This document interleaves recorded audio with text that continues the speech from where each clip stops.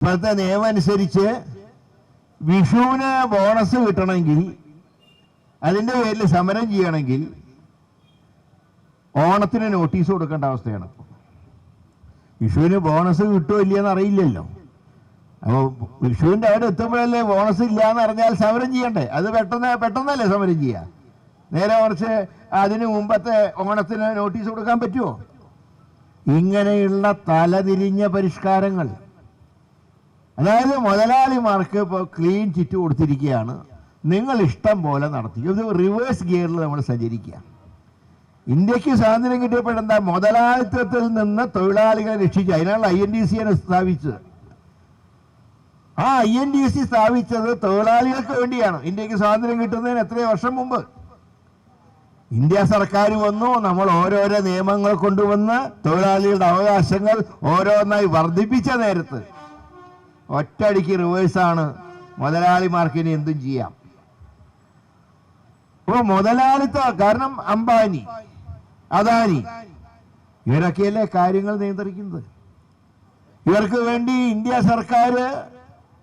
സർക്കാർ ഏജൻസികളെ പോലും അവർക്ക് അടിയറ വെച്ചിരിക്കുകയാണ്. ഈ അടുത്ത ദിവസം ഒരു ഫിനാൻസ് കമ്പനി നമ്മുടെ MP-ക്കെതിരായിട്ട് ഒരു അലിഗേഷൻ പറഞ്ഞല്ലോ. ഞാൻ അന്വേഷിച്ചപ്പോൾ മനസ്സിലാക്കുന്നത് ആ ഫിനാൻസേഴ്സ് പൂർണ്ണമായിട്ടും കടത്തിലും തട്ടിപ്പ്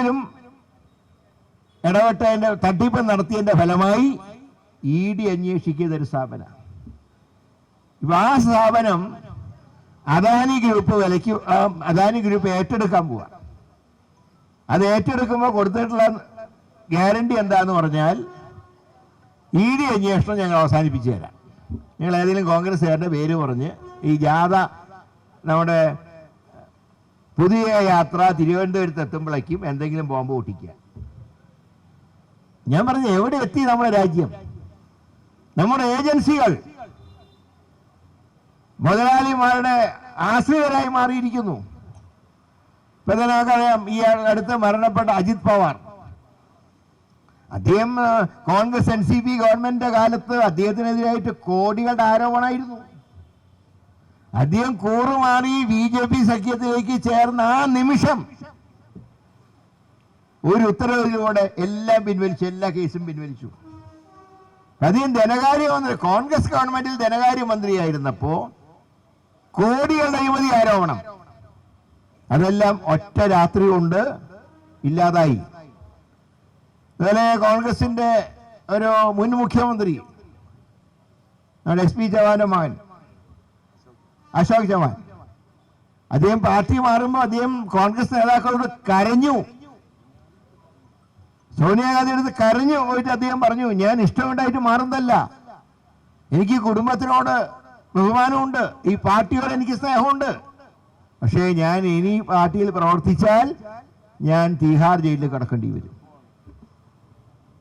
ഒറ്റ രാത്രി കൊണ്ട് അദ്ദേഹത്തിന്റെ രാജ്യസഭയിലേക്ക് അയച്ചു, അദ്ദേഹത്തിന്റെ എല്ലാ കേസും പിൻവലിച്ചു. ഇതാണ് നമ്മുടെ രാജ്യത്തിന്റെ അവസ്ഥ. നമുക്ക് സ്വാതന്ത്ര്യം കിട്ടിയ ഒരു രാജ്യം ഇന്ന് ഭരിക്കുന്നവർക്കെതിരെ എന്ത് പറഞ്ഞാലും ഉടനെ പിടിച്ച് അകത്തിടുന്ന രീതിയിലേക്ക് കാര്യങ്ങളെത്തി. ദോഷം പറയരുതല്ല, അതിൻ്റെ ഒരു പതിപ്പാണ് ഇപ്പൊ കേരളത്തിലുള്ളത്.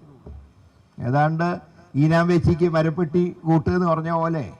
അതുകൊണ്ടാണ് നമ്മളിനി സംയുക്ത സമരം നടത്താണ്ട് നമ്മളെ സമരമായിട്ട് നമ്മുടെ UDFന്റെ ആഭിമുഖ്യത്തിലുള്ള തൊഴിലാളി സംഘടനകൾ നടത്തിയത്. കാരണം ഈ പറഞ്ഞ പോലെ ഈനാമ്പേച്ചിക്കെതിരെ സമരം മരപ്പെട്ടിൻ്റെ കൂടെ നടത്താൻ പറ്റുമോ? അതുകൊണ്ട് തന്നെയാണ് ഇന്ന് സ്വതന്ത്രമായിട്ടുള്ള രീതിയിൽ UDFന്റെ തൊഴിലാളി സംഘടനകൾ ഇന്ന് ഈ പണിമുടക്കിൽ പങ്കെടുത്തിട്ടുള്ളത്. അതുകൊണ്ട് തീർച്ചയായിട്ടും ഇവിടെ ശ്രീ ചന്ദ്രശേഖരൻ പറഞ്ഞതുപോലെ ഇലക്ഷൻ ജയിക്കുന്നത് EVMന്റെ ഒരു കളി. അത് എന്ന് ബാലറ്റ് പേപ്പറിലേക്ക് മാറ്റുന്നു അന്ന് ഇവൻ്റെ ഗ്യാസ് പോകും.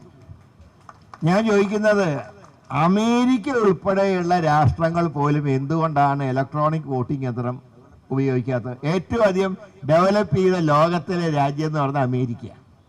ആ അമേരിക്ക പോലും ബാലറ്റ് പേപ്പറിലാണ് ഇലക്ഷൻ നടത്തുന്നതെന്ന് പറയുമ്പോൾ ഈ EVMന് എന്തോ കുഴപ്പമുണ്ടെന്നല്ല എൻ്റെ അർത്ഥം.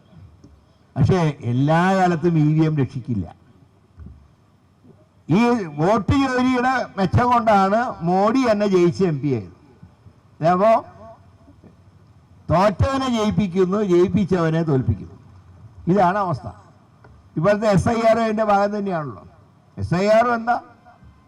ഒറ്റയടിക്ക് നമ്മളൊക്കെ വോട്ടർമാരല്ലാണ്ടായി ഒറ്റ ഉത്തരവിലൂടെ. ഇനി ഫെബ്രുവരി ഈ മാസം 25-ാം തീയതി വോട്ടർ പട്ടിക വരുമ്പോഴേ ഞാനും നിങ്ങൾ വോട്ടറാണോ എന്ന് അറിയാൻ പറ്റൂ. ഇപ്പം ഞങ്ങളോടൊക്കെ എല്ലാവരും ചോദിക്കുന്നുണ്ട് ഇലക്ഷനിൽ എങ്ങനെ മത്സരിക്കില്ലേ, ആരെങ്കിലും ഇന്ത്യൻ മറ്റേ ഈ വോട്ടർ പട്ടികയിൽ പേര് വേണ്ടേ, മത്സരിക്കില്ല എന്നറിയാം. അതിപ്പോൾ 25-ാം തീയതി അറിയാൻ പറ്റൂ. അതാണ് SIRന്റെ പ്രവർത്തനം. അപ്പോൾ ഒന്ന് ആലോചിച്ച് നോക്കുക, എവിടെ എത്തി നമ്മുടെ രാജ്യം. സാധാരണ SIR നടപ്പാക്കുന്നതൊക്കെ എങ്ങനെയാ അറിയും? മനുഷ്യരുടെ പേര് മാത്രം നീക്കം ചെയ്യും. മുമ്പ് നടത്തിയിട്ടുണ്ട് SIR ഒക്കെ. ഇങ്ങനെയല്ല, ഇത് ഒറ്റ ഉത്തരവിലൂടെ വോട്ടർമാരല്ലാതാക്കി. ഇനിയിപ്പോൾ നിങ്ങൾ നോക്കിക്കോളൂ, വോട്ടർ പട്ടികയിൽ പേരില്ലാത്തവൻ്റെ ആധാർ ക്യാൻസൽ ചെയ്യും, അല്ല പാസ്പോർട്ട് ക്യാൻസൽ ചെയ്യും. അവസാനം അവരോട് പറയും നിങ്ങൾ ഇന്ത്യൻ പൗരനല്ല. ഇപ്പൊ വിദേശത്തുള്ള ഇന്ത്യക്കാരൊക്കെ നാളെ നമ്മുടെ രാജ്യത്തേക്ക് സന്തോഷമായിട്ട് വരുമ്പോൾ പറയും നിങ്ങൾക്ക് എന്താ, നിങ്ങൾക്ക് പാസ്പോർട്ട്, നിങ്ങളുടെ രാജ്യത്തിൻ്റെ പാസ്പോർട്ട് കാണിക്കുക. ഞാൻ ഇന്ത്യക്കാരനാണ്, നിങ്ങൾ ഇന്ത്യക്കാരൻ, നിങ്ങളുടെ പേരിൽ വോട്ടർ പട്ടികയില്ല. എവിടേക്കാണ് നമ്മുടെ രാജ്യം പോകുന്നത്? അപ്പോൾ ഒരു നരേന്ദ്രമോദിക്ക് വേണ്ടി എല്ലാം അടിയറ വയ്ക്കാൻ ഇന്ത്യൻ നാഷണൽ കോൺഗ്രസിന് കഴിയില്ല. അതുകൊണ്ട് തന്നെയാണ് ശക്തമായിട്ടുള്ള സമരവുമായി കോൺഗ്രസ് രംഗത്ത് വന്നിട്ടുള്ളത്.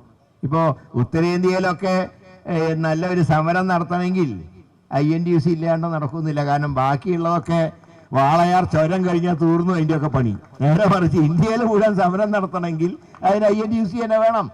അതുകൊണ്ടാണ് INTUC അതിൻ്റെ നേതൃത്വത്തിലാണ് അഖിലേന്ത്യാ തലത്തിൽ പണിമുടക്ക് നടത്തുന്നത്. പക്ഷേ കേരളത്തിലെ ആൾക്കാർ ശരിയല്ലാത്തതുകൊണ്ട് നമ്മൾ മാത്രം പ്രത്യേകമായി നടത്തുന്നു എന്ന് മാത്രം. ഏതായാലും നല്ല രീതിയിൽ തന്നെ ഈ പ്രതിഷേധം പ്രകടിപ്പിച്ച എല്ലാ UDF ആഭിമുഖ്യമുള്ള തൊഴിലാളി സംഘടനകളോടുമുള്ള നിങ്ങളെ അഭിവാദ്യം ചെയ്തുകൊണ്ട് ഈ പ്രതിഷേധ പരിപാടി ഔപചാരികമായിട്ട് ഉദ്ഘാടനം ചെയ്യുന്നു. എല്ലാവർക്കും എൻ്റെ വിനീതമായിട്ടുള്ള നമസ്കാരം.